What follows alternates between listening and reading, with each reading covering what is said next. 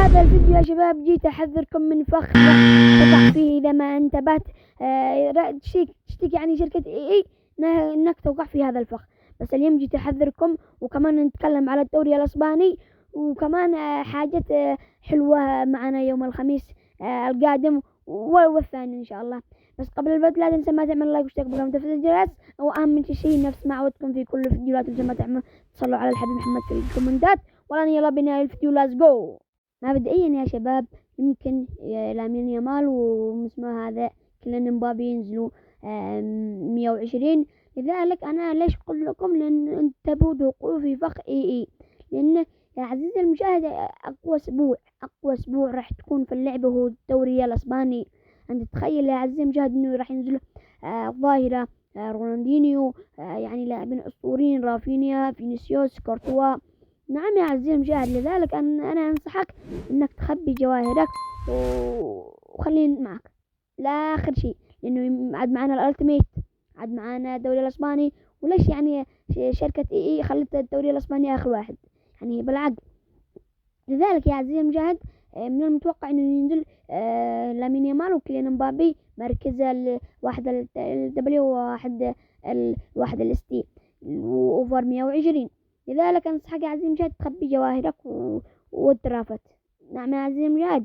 أما بالنسبة لهذا رونالدينيو والرونالدو الظاهرة، أنا متوقع إنهم راح ينزلوا 120 لأنهم هم أسطورة الدوري الإسباني. نعم الزيادة رونالدينيو شفنا مع برشلونة أسطوري، وأنا متوقع يا شباب إنه راح ينزل إما في الصندوق تبع ضربة الحظ، هذا الصندوق اللي تشحنوه ومزمه إذا ربحته. متوقع إنه ينزل رونالدينيو أو رونالدو في الصندوق. أما في الدرافت أنا متوقع واحد منهم. نعم يا عزيزي المشاهد.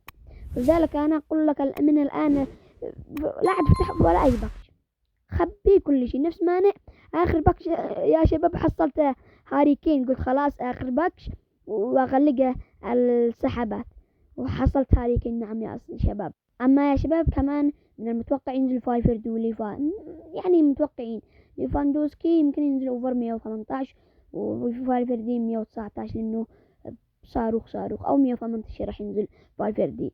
نعم يا عزيزي المشاهد. لحد الآن ما فعلت لايك واشتراك، افعلها الآن يا عزيزي المشاهد، ماذا تستني؟ احنا نصبر ليالي ونعسب نفعل لك تسريبات لمن؟ افعل لايك هي ودعمنا يا عزيزي المشاهد. أما رافينيا وهذا فينيسيوس أنا على ما أظن يا شباب سوف نشوف الدبليو خيرات. نعم في حدث التوتس نشوف، وفي أسبوع تبع الدوري الإسباني سوف نشوف أقوى الدبليو في اللعبة. معك فينيسيوس، معك رافينيا، معك رونالدينيو الساحر البرازيلي.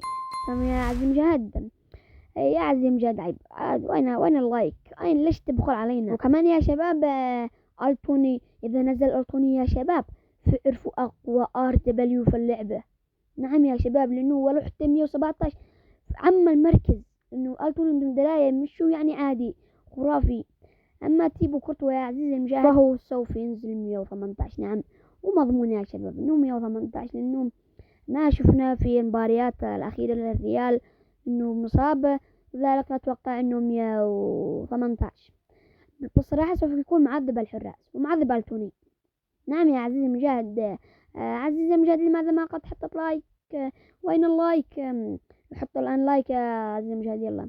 أما يا شباب طاقة التوني فيه غلطة.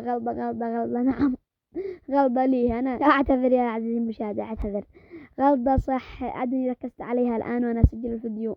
رولاندو مكتوب اسمه مش مكتوب التوني وكمان أيكون عفوا يا شباب، هذا غلطة الصراحة ما والله. أما عزيزي المشاهد أرتا جولر راح ينزل 118 أو 119 لأنه جوهره صراحة وأبدع في مباراة البيار وبايرن ميونخ والريال صراحة. أما يا شباب لامين يامال مش يعني أنا أقول لكم في البداية في 120 يمكن ما ينزلوش 120 119 والظاهرة ورونالدينيو يمكن 119 مش يعني أكيد ورسمي. تمام عزيزي المشاهد. فلذلك خبوا الجواهر وانت بتقعوا في فخ شركة اي. ولا أنا أقول لكم في أمان الله، استودعكم الله، دمتم في رعاية الله.